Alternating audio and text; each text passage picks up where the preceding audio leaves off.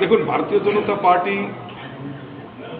জানে যে ত্রিপুরা রাজ্যের বিকাশ করতে গেলে জনজাতিদেরই দরকার।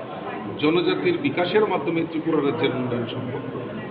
সেটাকে লক্ষ্য রেখে জনজাতিদের আমাদের সরকার আসার পর ভারতীয় জনতা পার্টি স্লোগানে বিশ্বাস করে না, ভারতীয় জনতা পার্টি কাজের পরিচয় দেয়। আমাদের সরকার আসার পর এডিসির উন্নয়নের জন্য, জনজাতিদের উন্নয়নের বিকাশের জন্য আমাদের রাজ্য সরকার অনেক প্রকল্প ঘোষণা করেছেন, সেগুলি বাস্তবায়ন হচ্ছে। এবং মাননীয় রাষ্ট্রীয় অধ্যক্ষজিরও একটা মনের ইচ্ছা যে জনজাতি এলাকাতে যাতে উনি ভিজিট করেন, যান।